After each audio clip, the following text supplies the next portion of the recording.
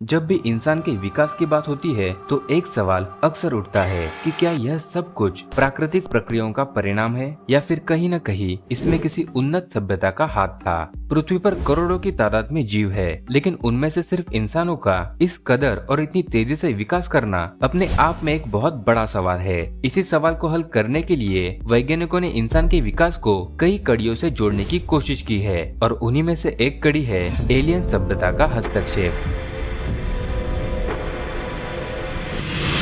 अक्सर सुना जाता है कि हमारे पूर्वज वही बंदर थे जो पेड़ों पर कूदते फांदते थे, लेकिन ये बिल्कुल गलत बात है। इंसान सीधे तौर पर बंदरों से विकसित नहीं हुआ है, बल्कि हम और बंदर दोनों एक ही समान पूर्वज से विकसित हुए हैं। यह पूर्वज एक प्राइमेट था जो आज से लगभग 6 से 7 मिलियन साल पहले मौजूद था। इसी प्राइमेट से एक शाखा इंसानों की दिशा में विकसित हुई, जबकि दूसरी शाखा आज के बंदरों और चिंपांजियों की दिशा में विकसित हुई। इसलिए हम और बंदर एक ही प्रजाति के वंशज नहीं है, बल्कि हम दोनों की उत्पत्ति एक ही समान पूर्वज से हुई है। और यहीं पर एक बड़ा सवाल पैदा होता है कि समान पूर्वज होने के बावजूद भी ये कैसे संभव है कि एक जानवर आगे चल के बुद्धिमान इंसान बना और दूसरा जानवर ही रहा। कुछ वैज्ञानिकों का मानना है कि इंसानों और बंदरों के इस विभाजन में कहीं न कहीं एलियंस का हाथ हो सकता है। उनका तर्क यही है कि जिस तरह इंसानों के मस्तिष्क का अचानक और इतनी तेजी से जो विकास हुआ, यह केवल प्राकृतिक विकास का परिणाम नहीं हो सकता। इसलिए यह माना जा सकता है कि जिस प्रजाति से हम इंसान विकसित हुए वह सामान्य विकास क्रम का हिस्सा नहीं थी। हो सकता है कि वह एक ऐसी प्रजाति हो जिसे पृथ्वी पर कहीं से लाया गया हो या फिर पृथ्वी पर ही उसे बनाया गया हो। लेकिन क्या यह संभव है? अगर वैज्ञानिक दृष्टिकोण से देखा जाए तो हाँ, यह संभव है। शायद हमारा डीएनए ही हमारे कई सारे सवालों का जवाब हो सकता है। हमारा डीएनए ATCG के नाइट्रोजन के संयोजन से बना होता है, जो करीब 3 बिलियन बेस पेयर्स के रूप में जुड़ा होता है। यह हमारे शरीर के विकास, कार्य और प्रजनन के साथ सभी जानकारी समाहित करता है। इतने जटिल सिस्टम का विकास एक बेहद ही लंबी प्रक्रिया का नतीजा हो सकता है, लेकिन कुछ शोधकर्ताओं का मानना है कि हमारे डीएनए में कुछ ऐसे हिस्से हैं जो अचानक और तेजी से विकसित हुए हैं, मानो किसी ने उनमें हस्तक्षेप किया हो। इंसानी जीनोम में कुछ ऐसे हिस्से पाए जाते हैं जिन्हें जंक डीएनए कहा जाता है। यह डीएनए का वो हिस्सा होता है जिसका कोई स्पष्ट कार्य नहीं दिखाई देता और वैज्ञानिक भी इसे डीएनए का एक बेकार हिस्सा मानते हैं। हालांकि कुछ शोधकर्ताओं का मानना है कि यह जंक डीएनए वास्तव में किसी बाहरी सभ्यता द्वारा हमारे जेनेटिक संरचना में डाला गया हो, जिसका काम हम अभी तक समझ नहीं पाए हैं। लेकिन शायद यह डीएनए के अंदर छुपा कोई संदेश भी हो सकता है, या फिर यह कोई कोड हो जो शायद भविष्य में सक्रिय हो जाए। इंसान के विकास की प्रक्रिया में कुछ अनुकूलन बहुत ही तेजी से हुए, जैसे कि बड़े मस्तिष्क का विकास, जटिल भाषा की क्षमता और तकनीकी दिशा में बढ़ते कदम। ऐसे में ये सवाल उठता है कि क्या यह सब कुछ बस एक प्राकृतिक चयन का परिणाम हो सकता है या फिर कहीं न कहीं किसी ने हमें इस दिशा में धकेला है। प्राचीन कथाओं, मिथकों और धार्मिक ग्रंथों में ऐसे अनेक उल्लेख देखने को मिलते हैं जहां स्वर्ग से आने वाले देवताओं ने इंसानों के साथ संपर्क किया। इन कथाओं में इंसानों को ज्ञान देने, सभ्यता सिखाने और यहाँ तक कि नई तकनीकें सिखाने का भी उल्लेख मिलता है। इसलिए कुछ लोग मानते हैं कि ये देवता ही वास्तव में एलियंस थे।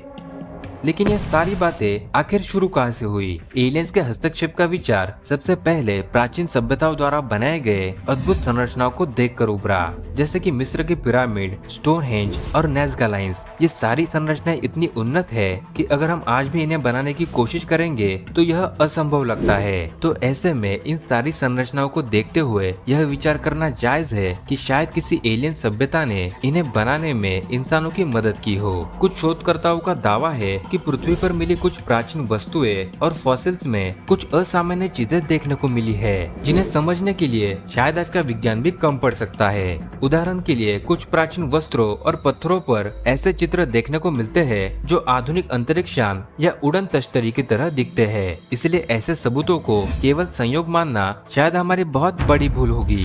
इंसान और एलियन सभ्यता के साथ होने का एक बहुत बड़ा सबूत शायद हमें 12,000 साल पहले मिल सकता है। आज से करीब 12,000 साल पहले इंसानों ने अपनी विकास की गति को तेज किया था। उसने अपने अंदर कुछ ऐसे बदलाव किए जो उसे बाकी प्राणियों से अलग बनाने लगे। यह समय नवपाषाण युग के रूप में जाना जाता है, जिसमें इंसान ने कृषि, पशुपालन, स्थायी बस्तियों का निर्माण और साथ ही सामाजिक संरचनाओं का विकास करना शुरू किया। यह इंसान के विकास का एक बहुत महत्वपूर्ण समय था। अब अगर हम इस समय विधि को एलियंस के संदर्भ में देखें तो यहाँ एक बड़ा दिलचस्प संयोग देखने को मिलता है। उस समय के प्राचीन सभ्यताओं ने कुछ ऐसी चित्रकलाओं का निर्माण किया था जो आज के समय में एलियंस या उड़न तस्तरी की तरह दिखती है। उदाहरण के लिए टैसली अनअजर की गुफा में कुछ ऐसे चित्र पाए गए हैं जो लगभग 8,000 से 12,000 साल पुराने हैं। इनमें से कुछ आकृतियां बहुत ही अजब-गरीब आकार की है, जिनमें सिर और आंखों को बड़ा बनाया गया है। लेकिन ध्यान से देखने पर